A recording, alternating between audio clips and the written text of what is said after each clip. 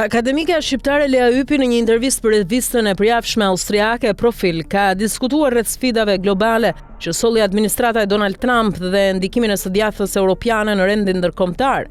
Ajo kritikoi ashpër sulmet e Trumpit ndaj Venezuelës, duke i konsideruar si shkelje të standardeve ndërkombëtare dhe paralajmëroi se precedent të tillë mund të rrezikojnë stabilitetin global. Ypi gjithashtu shprehu shqetësim për heshtjen e disa shteteve europiane ndaj veprimeve të tij, po e konsideroi sulmin një shkelje të normave dhe standardeve ndërkombëtare. E gjej thellësisht të dënueshme dhe shqetësuese që kreu i shtetit të një kombi sovran të rrëmbehet në mes të natës, por ajo që më shqetëson gjithashtu është reagimi i heshtur i disa shteteve europiane. Ursula von der Leyen, presidentja e Komisionit Evropian, nuk e ka kritikuar fare Trumpin, shprehet Ypi.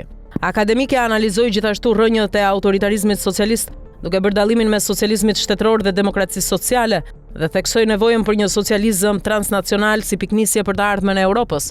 Ajo argumentoi se problematikat e brendshme si korrupsioni, oligarkia dhe mungesa e institucioneve demokratike shpesh shërbejnë si burime të rrezikshme destabilitetit, paktën po aq sa kërcënimet e jashtme. Nuk besoj se socializmi është i qëndrueshëm brenda një shtetit vetëm kombëtar. Socializmi është një projekt që kërkon bashkëpunim midis shteteve të ndryshme. Ai lulëzon kur ka bashkëpunim dhe koordinim transnacional. Një shtet socialist në një botë të globalizuar është në një presion të tillë sa mezi mbijeton, ose vetëm me një kosto shumë të lartë. Në Venezuelë kjo përfshinte arrestime arbitrare e një shtet mbikëqyrës, një parlament pafuqishëm dhe shumë më tepër, theksoi Ypi. Në lidhje me Europën, Ypi paralajmëroi se partitë e krahut të djathtë nuk synojnë shkatrimin e BE-s, por transformimin e saj në një shtet sigurie mbikombëtar, duke theksuar se sfidat aktuale kërkojnë një narrativ kritike dhe konstruktive. Sipas saj, BE-ja duhet të rifitojë vizionin e saj dhe të rishkruajë rolin e tregut të lirë dhe shpërndarjes sociale për të shmangur polarizimin dhe ndikimin e ekstremit të djathtë. BE-ja është në një krizë aq të thellë sa që vazhdimi i kursit të saj aktual nuk është më i qëndrueshëm. Për të rikuperuar, BE-ja duhet të rishkruajë narrativën e vet. Unë mbështes një BE federale por sociale.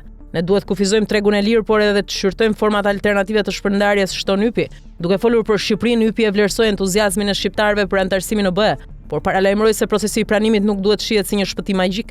Sipas saj, vendi duhet të përdorë këtë mundësi për të reflektuar mbi institucionet dhe shoqërinë e vet, duke ndërtuar një vizion realist dhe të qëndrueshëm për të ardhmen në Europë. Në Shqipëri, BE-ja shihet si një shpëtimtar. Njerëzit mendojnë se do të jetojnë në parajs apo të bashkohen. Sinqerisht mendoj se kjo ëndër e integrimit evropian është naive. Pse të mos e përdorim procesin e pranimit për t'i bërë vetes një pyetje themelore, si duhet të duket BE-ja në të cilën bashkohemi, dhe pastaj mund t'ja paraqesim këtë vizion krahut të djathtë dhe të themi: a doni të jeni pjesë e saj? Jo. Në rregull, atëherë jeni të lirë të largoheni dhe ta provoni vet. Zërat që mbrojnë BE-n aktualisht janë shumë të ndrojtur, ndoshta sepse BE-ja është ende gjëja më e mirë që kemi arritur, përfundon Ypi.